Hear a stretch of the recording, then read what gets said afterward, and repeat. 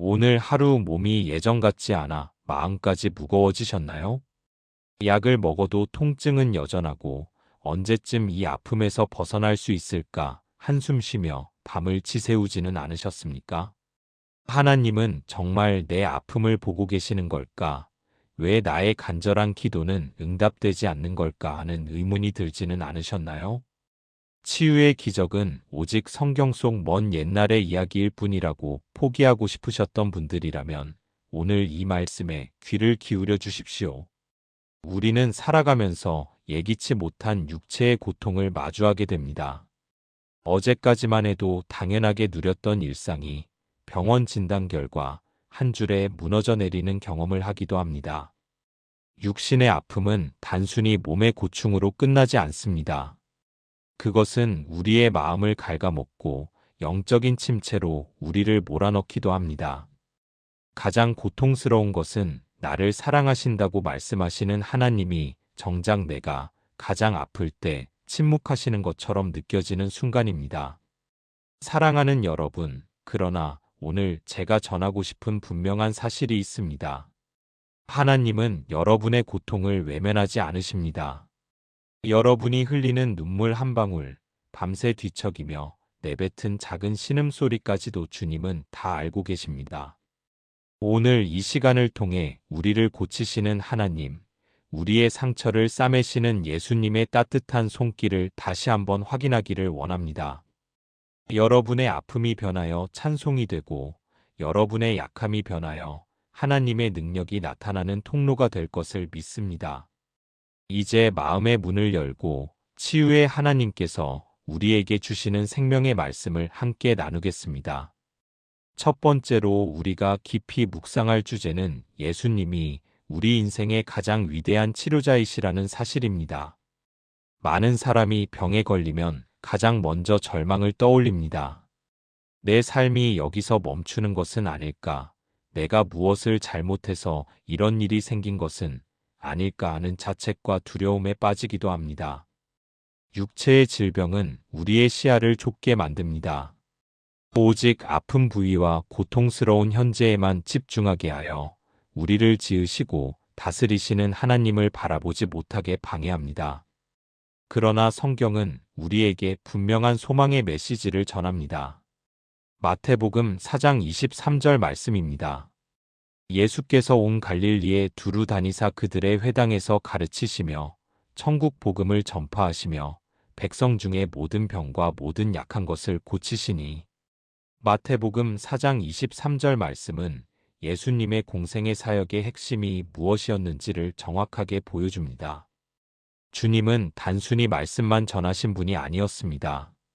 주님은 사람들의 아픔 속으로 직접 걸어 들어가셨습니다. 백성 중에 모든 병과 모든 약한 것을 고치셨다는 이 말씀은 주님께 고치지 못할 질병이 없음을 선포하는 것입니다. 당시 갈릴리 지역은 가난하고 소외된 사람들이 모여 살던 곳이었습니다. 제대로 된 치료를 받지 못하고 질병으로 인해 공동체에서 격리된 채 외롭게 죽어가는 이들이 많았습니다. 예수님은 그런 그들을 찾아가셨습니다. 단순히 병을 고쳐주신 것만이 아니라 질병으로 인해 무너진 그들의 존엄성을 회복시켜 주시고 하나님 나라의 백성이라는 정체성을 심어주셨습니다. 이 말씀에서 우리가 주목해야 할 단어는 모든 병과 모든 약한 것입니다. 여기에는 예외가 없습니다. 여러분이 앓고 있는 그 고질적인 통증, 아무도 모르게 앓고 있는 마음의 병, 그리고 나이가 들며 자연스럽게 찾아오는 노쇠함까지도 주님의 치유 범위 안에 있다는 뜻입니다. 하나님은 우리의 영혼뿐만 아니라 육체의 강건함에도 깊은 관심을 가지고 계십니다. 그렇다면 우리는 이 말씀을 어떻게 우리의 삶에 적용할 수 있을까요? 가장 먼저 해야 할 일은 우리의 질병을 주님 앞에 온전히 드러내는 것입니다. 부끄러워하거나 숨기지 말고 주님의 치료하심을 신뢰하며 나아가야 합니다. 기도할 때 단순히 병을 낫게 해달라는 간구를 넘어 이 아픔을 통해 주님이 제게 말씀하시고자 하는 것이 무엇인지 물어야 합니다. 질병의 시간은 우리를 멈춰 세우지만 그 멈춤의 시간은 동시에 하나님과 가장 깊이 만날 수 있는 은혜의 시간이기도 합니다. 주님의 치료는 단번에 일어나는 기적일 수도 있지만 인내의 과정을 통해 우리의 성품을 빚어가시는 점진적인 과정일 수도 있습니다. 어떤 방식이든 주님은 여러분을 가장 선한 길로 인도하신다는 사실을 믿으십시오. 한 집사님의 이야기를 들려드리고 싶습니다. 이분은 평생을 성실하게 일하며 가정을 돌보아 오셨습니다. 그런데 갑작스럽게 찾아온 만성질환으로 인해 일상을 잃어버리게 되었습니다. 처음에는 하나님을 원망하기도 하셨습니다. 왜 저에게 이런 시련을 주시냐고, 제가 무엇을 그렇게 잘못했냐고 울부짖으며 기도하셨습니다. 하지만 마태복음 4장 23절 말씀을 묵상하던 어느 날 집사님은 깨달으셨습니다. 주님은 내가 건강할 때만 나와 함께 하신 것이 아니라 내가 가장 약해진 지금 이 침상 곁에서도 나를 고치기 위해 서 계신다는 사실을 말입니다. 그날 이후 집사님의 기도는 달라졌습니다. 병을 고쳐달라는 기도보다 주님과 더 가까워지게 해달라는 기도가 먼저 나오기 시작했습니다. 놀라운 것은 마음의 평안이 찾아오자 의학적으로 설명하기 힘들 정도로 건강 수치들이 호전되기 시작했다는 점입니다. 결국 집사님은 질병을 통해 하나님을 더 깊이 만나는 축복을 누리게 되셨습니다. 사랑하는 믿음의 가족 여러분, 여러분의 약함은 결코 실패의 증거가 아닙니다. 오히려 그 약함은 하나님의 능력이 머무는 자리가 됩니다. 주님은 오늘도 여러분의 곁을 지나시며 말씀하십니다. 내가 너의 아픔을 알고 내가 너를 고치기를 원한다. 이 약속의 말씀을 붙잡고 오늘도 평안을 누리시기를 축복합니다. 두 번째로 나눌 주제는 믿음으로 주님의 옷자락을 붙잡는 용기입니다. 오랜 기간 질병을 앓다 보면 사람이 지치게 됩니다. 처음에는 간절히 기도하다가도 시간이 흐를수록 마음이 무뎌지고 소망이 흐릿해집니다. 나중에는 기적을 기대하기보다 그저 이 고통이 적응되기를 바라는 지경에 이르기도 합니다. 하지만 주님은 우리에게 포기하지 않는 믿음을 요구하십니다. 마가복음 5장 34절 말씀입니다. 예수께서 이르시되 따라 내 믿음이 너를 구원하였으니 평안히 가라 내 병에서 놓여 건강할지어다. 마가복음 5장 34절 말씀은 12해 동안이나 혈루증으로 고생하던 한 여인에게 주신 축복의 선언입니다. 12해라는 긴 세월 동안 그녀는 얼마나 많은 고통과 좌절을 겪었을까요? 가진 재산을 다 써보았고 용하다는 의원을 다 찾아가 보았지만 상태는 더 악화될 뿐이었습니다. 더구나 당시 율법에 따르면 그녀는 부정한 존재로 여겨져 사람들과 접촉할 수도 없었습니다. 사회적으로나 종교적으로나 그녀는 죽은 것과 다름없는 인생이었습니다. 그러나 그녀의 마음속에는 한 줄기 불꽃 같은 믿음이 있었습니다. 그저 예수님의 옷자락에 손만 대어도 나을 것이라는 확신이었습니다. 이것은 단순히 지적인 동의가 아니었습니다. 목숨을 건 결단이었고 마지막 소망을 주님께 거는 절박함이었습니다. 그녀가 인파를 뚫고 주님의 옷자락을 만졌을 때 주님은 즉시 그 믿음의 접촉을 알아차리셨습니다. 그리고 그녀를 향해 따라라고 부르시며 육체의 치유뿐만 아니라 영혼의 구원과 평안까지 허락해 주셨습니다. 이 사건은 우리에게 중요한 영적 원리를 가르쳐 줍니다. 치유의 기적은 주님의 능력과 우리의 믿음이 만날 때 일어난다는 사실입니다. 여러분의 상황이 아무리 절망적이라 해도 주님의 능력을 제한하지 마십시오. 내가 처한 현실의 장벽보다 주님의 옷자락이 더 가깝다는 사실을 기억하시기 바랍니다. 그렇다면 오늘날 우리가 주님의 옷자락을 만지는 방법은 무엇일까요? 그것은 바로 간절한 기도와 흔들리지 않는 말씀의 확신입니다. 환경은 여전히 폭풍우가 치는 것 같고 내 몸의 통증은 여전할지라도 주님의 약속을 붙잡고 선포하는 것입니다. 주님, 저는 여전히 아프고 힘이 듭니다. 하지만 주님이 고치시면 제가 낫겠습니다. 주님이 말씀하시면 제가 일어서겠습니다. 이런 고백이 바로 주님의 능력을 끌어오는 믿음의 통로가 됩니다. 또한 진정한 치유는 단순히 증상이 사라지는 것을 넘어 하나님과의 관계가 회복되는 평안으로 완성됩니다. 주님이 여인에게 내 병에서 놓여 건강할지어다라고 말씀하신 것은 이제 더 이상 과거의 상처와 질병의 사슬에 묶여 있지 말라는 선포입니다. 한 권사님의 사례를 말씀드리고 싶습니다. 이분은 수술을 앞두고 극심한 두려움에 사로잡혀 계셨습니다. 수술실로 들어가는 그 차가운 복도에서 권사님은 마가복음 5장 34절 말씀을 끊임없이 암송하셨습니다. 딸아, 내 믿음이 너를 구원하였으니 평안히 가라. 권사님은 그 순간 마치 주님이 자신의 손을 꼭 잡고 수술실까지 함께 걸어가시는 것 같은 신비로운 평안을 경험하셨습니다. 수술은 성공적으로 끝났고 회복 과정에서도 권사님은 원망 대신 감사를 선택하셨습니다. 주변 사람들은 권사님의 얼굴에서 빛이 난다고 말했습니다. 육체의 질병은 권사님을 위축시키려 했지만 권사님은 믿음으로 오히려 그 질병을 이겨내고 더 강건한 영성을 소유하게 되셨습니다. 사랑하는 여러분, 주님은 지금 이 순간에도 여러분의 믿음의 고백을 기다리고 계십니다. 사람들의 시선이나 자신의 초라한 형편에 마음을 빼앗기지 마십시오. 오직 여러분 앞에 계신 예수님께만 집중하십시오. 주님의 옷자락을 붙잡는 그 믿음의 손길을 주님은 결코 외면하지 않으실 것입니다. 여러분의 믿음이 여러분을 구원할 것이며 주님이 주시는 참된 평안이 여러분의 온 몸과 마음을 덮을 것입니다. 세 번째로 우리가 함께 나눌 진리는 우리의 약함이 곧 하나님의 능력이 머무는 통로가 된다는 사실입니다. 인생을 살아가며 질병이라는 불청객을 마주할 때 우리는 가장 먼저 자신의 무력함을 실감하게 됩니다. 어제까지는 내 의지대로 움직이던 몸이 이제는 내 마음대로 되지 않을 때 우리는 깊은 좌절감에 빠지곤 합니다. 평생을 열심히 살아왔는데 남은 것이 고작 아픈 몸뿐인가 하는 허탈함이 몰려오기도 하지요. 이런 상황에서 우리는 내가 건강해야 주님의 일도 하고 남들에게 덕도 끼칠 텐데라고 생각하며 자신의 약함을 부끄러워하거나 숨기려 애쓰기도 합니다.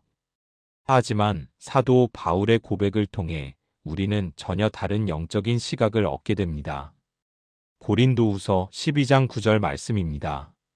나에게 이르시기를 내 은혜가 내게 족하도다 이는 내 능력이 약한 데서 온전하여짐이라 하신지라.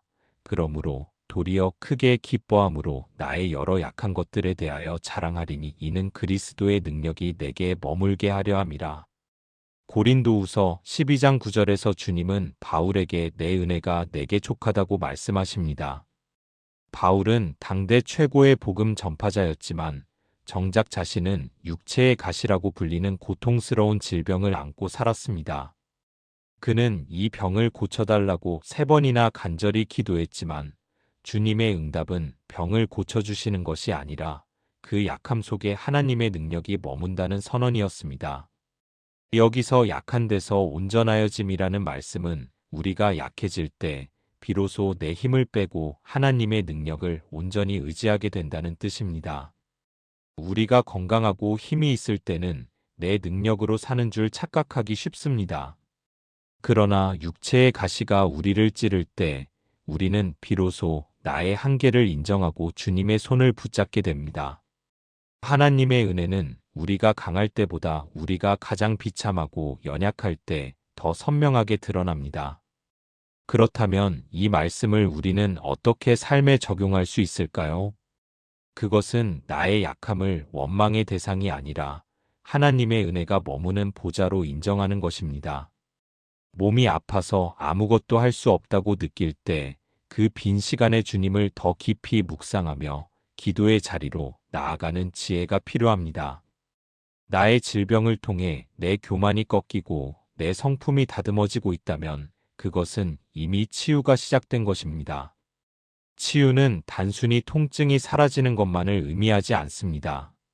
내 영혼이 주님 안에서 안식을 얻고 하나님의 능력을 경험하는 모든 과정이 진정한 치유입니다. 여러분의 약함은 하나님의 능력이 가장 잘 드러날 수 있는 배경이 됩니다. 한 형제님의 이야기를 전해드리고 싶습니다. 그분은 젊은 시절부터 몸이 약해 늘 주변의 도움을 받아야만 했습니다. 남들은 활기차게 사회생활을 할 때 자신은 병원을 전전하며 시간을 보내야 했기에 늘 위축되어 사셨습니다. 그러던 어느 날 고린도후서 12장 9절 말씀을 통해 자신의 약함이 오히려 주님을 만나는 통로임을 깨달았습니다. 그분은 침상에 누워있는 시간 동안 자신과 같은 처지에 있는 사람들을 위해 편지를 쓰기 시작했습니다. 본인이 겪어본 고통이기에 그들의 마음을 누구보다 잘 위로할 수 있었고, 많은 사람이 그분의 편지를 통해 주님을 영접하게 되었습니다. 형제님은 육체적으로는 여전히 약하셨지만 영적으로는 누구보다 강한 하나님의 군사가 되셨습니다. 나중에 그분은 고백하셨습니다. 하나님이 제 병을 고쳐주지 않으신 덕분에 제가 교만하지 않고 끝까지 주님을 붙잡을 수 있었습니다라고 말입니다. 사랑하는 믿음의 가족 여러분, 여러분을 괴롭히는 그 질병의 가시를 너무 미워하지 마십시오. 그 가시 때문에 여러분은 오늘도 주님 앞에 엎드리고 계시지 않습니까? 그 가시가 있기에 여러분은 하나님의 도우심 없이는 단 하루도 살 수 없음을 고백하고 계시지 않습니까? 주님은 여러분의 그 약한 자리에 그리스도의 능력을 가득 채워주실 것입니다. 여러분의 아픔은 결코 헛되지 않으며 하나님의 영광을 드러내는 가장 고귀한 도구가 될 것입니다. 네 번째로 우리가 묵상할 은혜는 인내와 소망 속에서 빚어지는 정금 같은 믿음입니다. 치유를 위해 기도하다 보면 가장 힘든 것이 기다림의 시간입니다.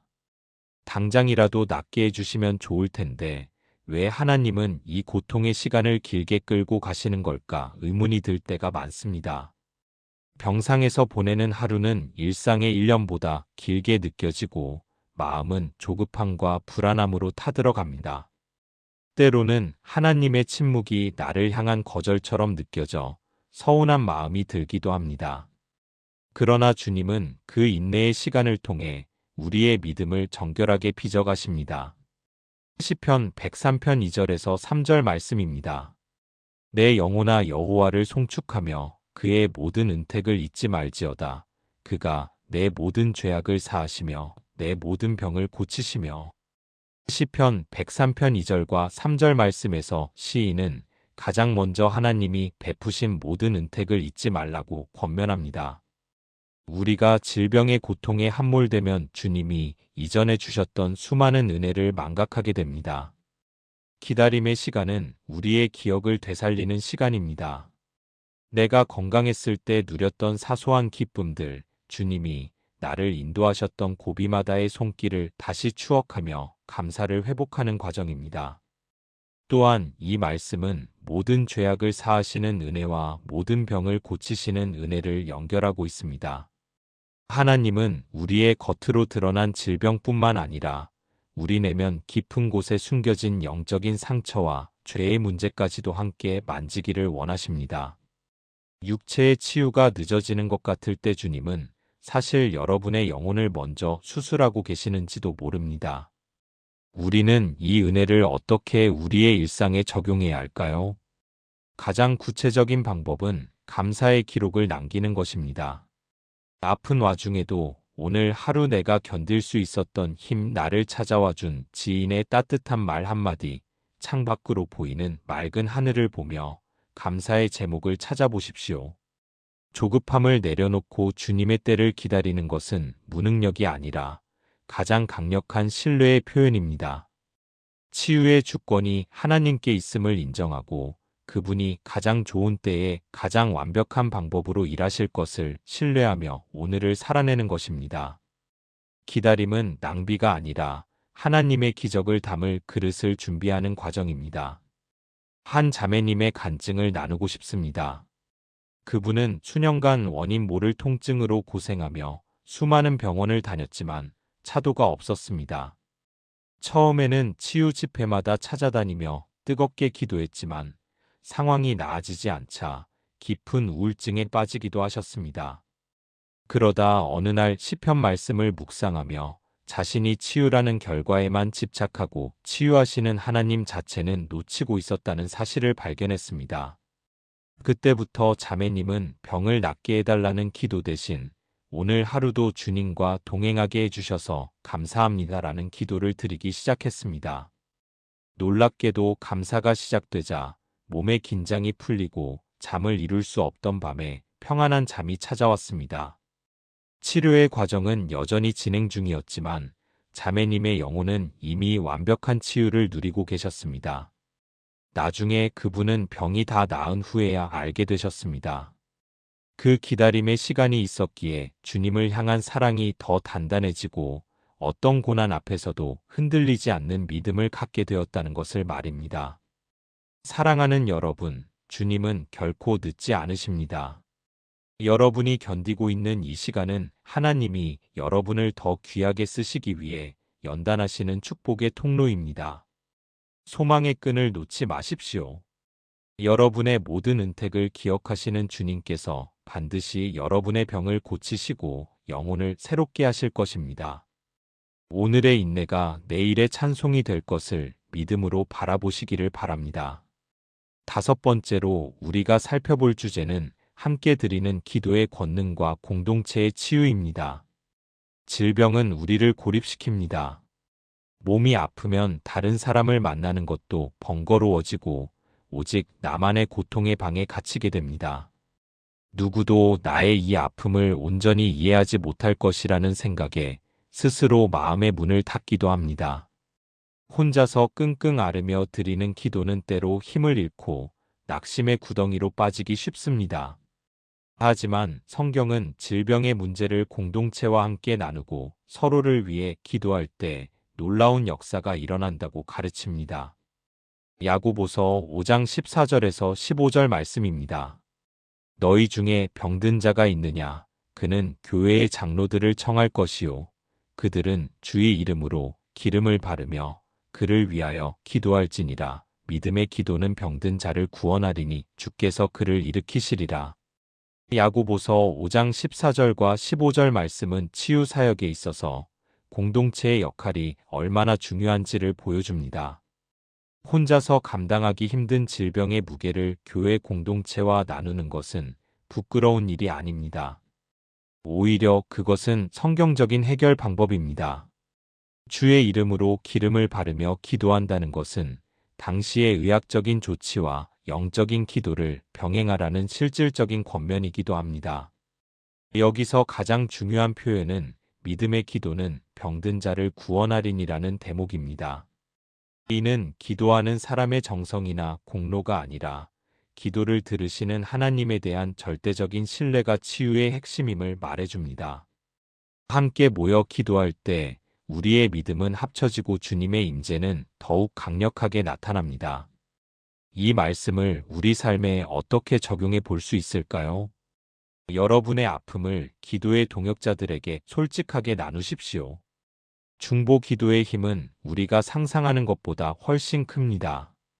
나를 위해 누군가 눈물을 흘리며 기도하고 있다는 사실을 아는 것만으로도 환우에게는 엄청난 치유의 에너지가 전달됩니다.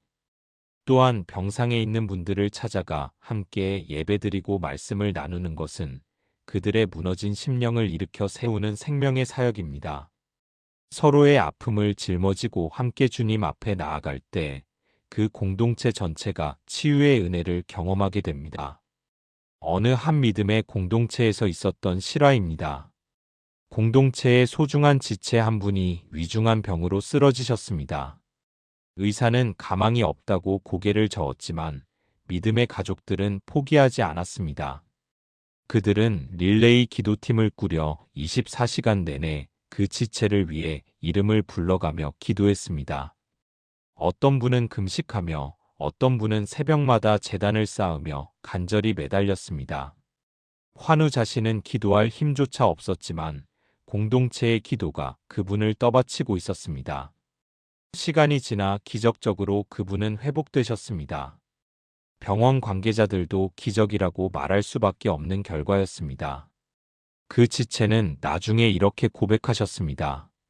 제가 깊은 어둠 속을 헤맬 때 저를 위해 기도해 주시는 여러분들의 목소리가 영혼의 울림으로 들려왔습니다. 그 기도 소리 덕분에 제가 포기하지 않고 빛을 향해 걸어 나올 수 있었습니다. 라고 말입니다. 사랑하는 여러분, 여러분은 혼자가 아닙니다. 여러분의 뒤에는 여러분을 위해 기도하는 수많은 믿음의 가족이 있고 무엇보다 우리를 위해 말할 수 없는 탄식으로 간구하시는 성령님이 계십니다. 외로움의 동굴에서 나와 기도의 광장으로 나오십시오. 서로를 향한 사랑의 기도가 여러분의 막힌 혈관을 뚫고 무너진 세포를 재생시키며 상처 입은 마음을 싸매주실 것입니다. 믿음의 기도가 여러분을 일으켜 세울 것이며 주님의 완벽한 회복이 여러분의 삶에 임할 것입니다. 우리 함께 서로를 보듬으며 주님이 약속하신 그 치유의 길을 걸어가기를 원합니다. 여섯 번째로 우리가 깊이 고찰할 은혜는 영과 혼과 육의 온전한 회복입니다. 우리가 질병의 문제를 다룰 때 흔히 범하기 쉬운 실수 중 하나는 오직 눈에 보이는 증상에만 매몰되는 것입니다. 열이 내리고 통증이 사라지고 수치가 정상으로 돌아오는 것에만 온 신경을 집중하곤 합니다. 물론 그것은 매우 중요하고 시급한 일입니다. 하지만 주님이 우리에게 주시고자 하는 진정한 치유는 훨씬 더 깊고 넓은 차원의 것입니다. 우리의 몸은 마음과 연결되어 있고 우리의 마음은 다시 영혼과 긴밀하게 이어져 있습니다. 마음의 쓴뿌리가 몸의 질병으로 나타나기도 하고 영적인 눌림이 육체의 쇠약함으로 이어지기도 합니다. 그렇기에 주님은 우리를 부분적으로 수리하시는 분이 아니라 우리 존재 전체를 온전하게 빚으시는 분이십니다. 데살로니가전서 5장 23절 말씀입니다.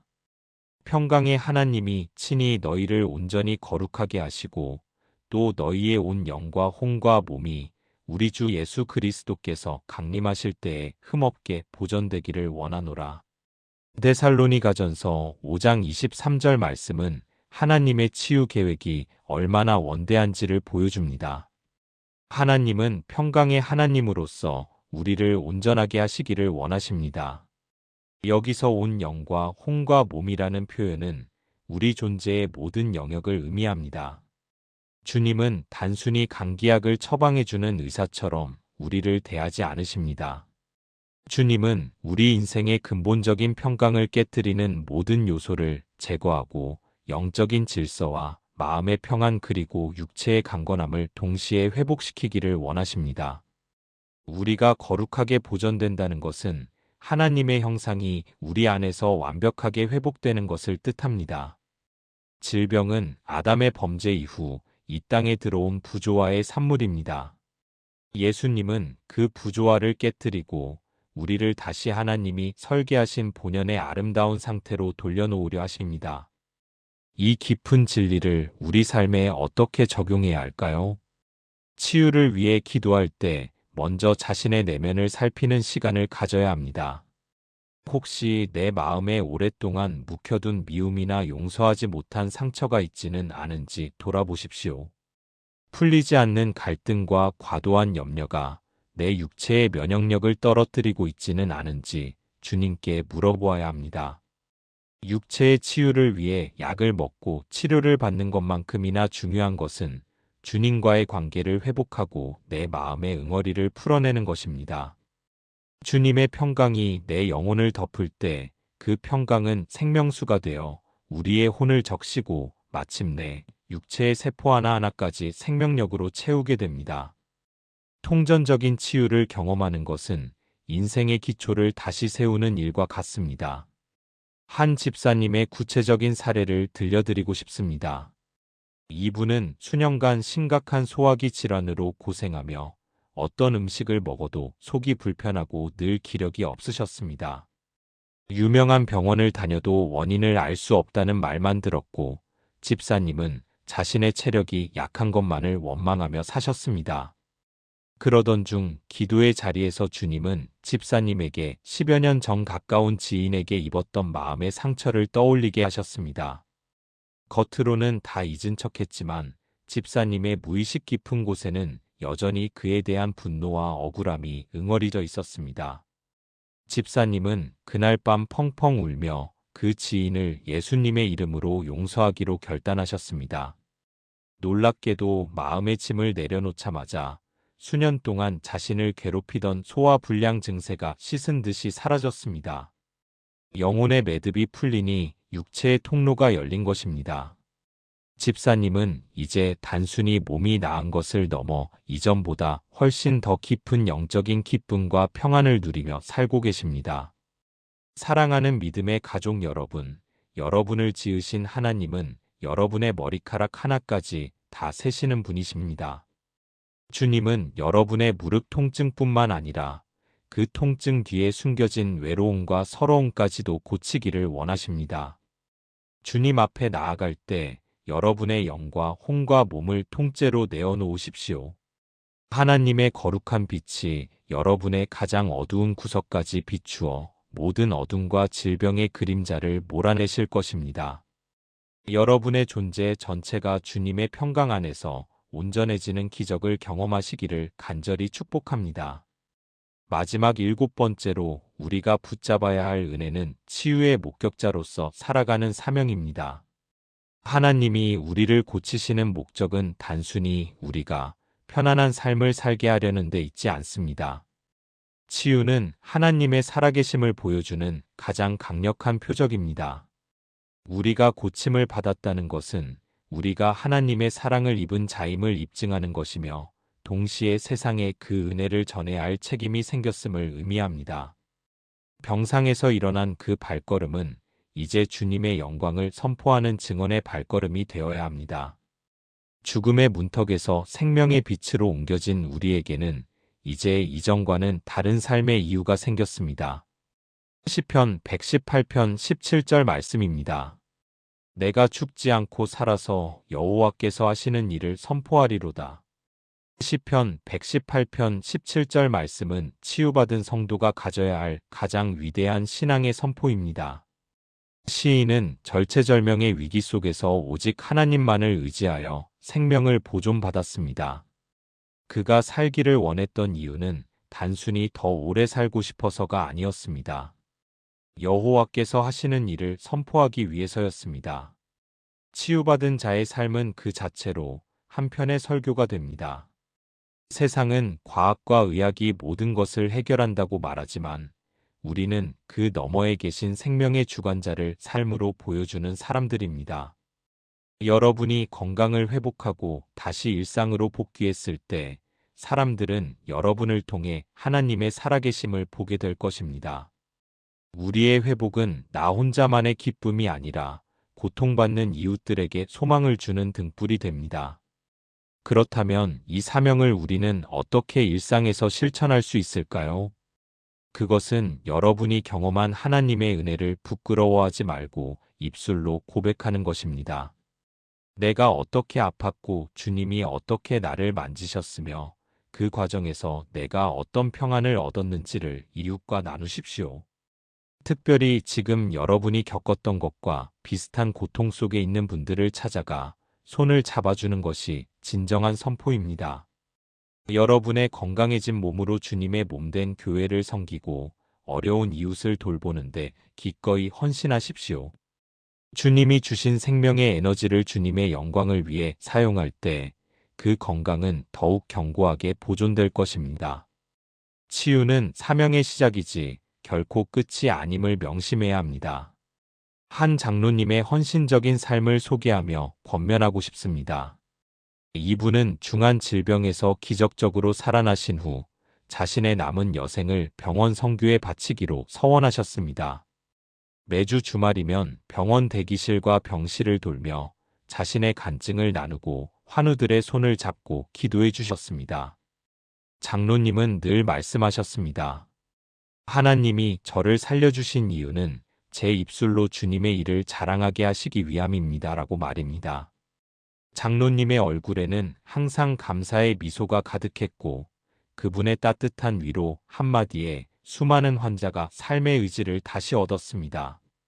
장로님은 육체적으로만 치유받은 것이 아니라 그 치유의 은혜를 흘려보내는 축복의 통로로 쓰임 받으셨습니다. 그분의 삶은 시편 118편 17절 말씀의 완벽한 성취였습니다. 사랑하는 여러분, 주님은 지금도 여러분을 향한 놀라운 계획을 가지고 계십니다.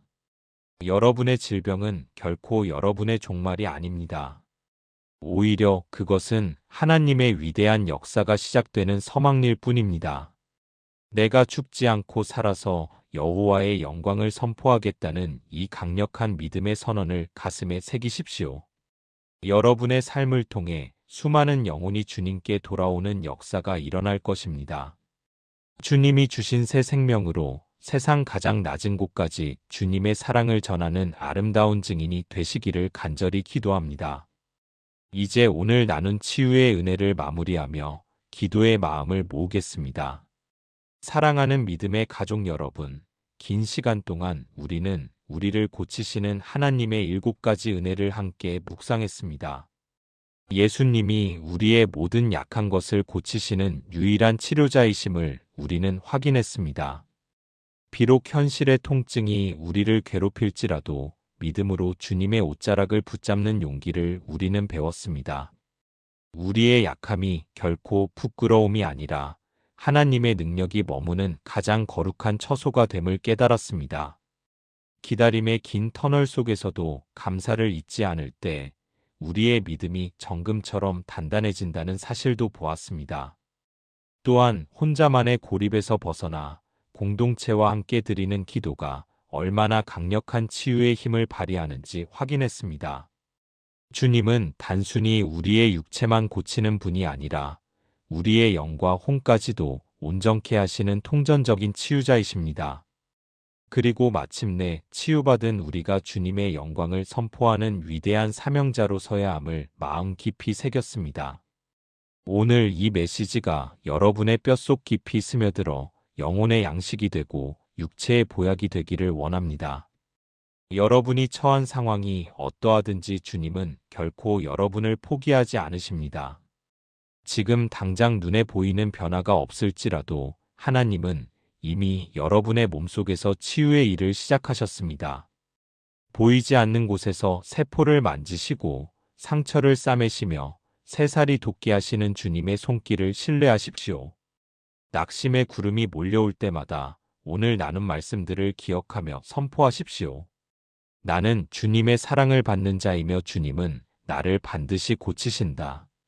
이 확신이 여러분을 죽음의 골짜기에서 생명의 잔치 자리로 인도할 것입니다. 마지막으로 여러분을 위해 간절히 기도하고 싶습니다. 사랑과 자비의 하나님 아버지, 오늘 병 고침의 은혜를 사모하며 이 자리에 모인 사랑하는 믿음의 가족들을 기억하여 주시옵소서. 머리부터 발끝까지 질병의 고통으로 신음하는 영혼들이 있습니다. 오랜 투병으로 마음이 상하고 소망의 불꽃이 꺼져가는 지체들이 있습니다. 주님, 지금 이 시간 성령의 강한 빛으로 임재하여 주시옵소서. 예수 그리스도의 보혈의 손길로 그들의 아픈 부위마다 안수하여 주시옵소서. 모든 염증은 사라지고 모든 통증은 멈추며 뒤틀린 뼈와 근육이 제자리로 돌아오는 기적이 일어나게 하옵소서. 육체의 질병뿐만 아니라 마음의 우울과 불안, 영적인 눌림까지도 나사렛 예수의 이름으로 명하노니 깨끗이 물러갈지어다. 주님, 이들이 다시 일어서게 하옵소서. 다시 건강한 몸으로 주님의 성전에 나아가 기쁨의 찬송을 부르게 하옵소서. 그리하여 이들의 삶이 살아계신 하나님을 증거하는 산 간증이 되게 하여 주시옵소서. 회복의 주님을 찬양하며 우리를 모든 질병에서 건져내시는 예수 그리스도의 이름으로 기도드립니다. 아멘. 여러분의 삶의 치유와 회복의 역사가 가득하기를 다시 한번 간절히 축원합니다.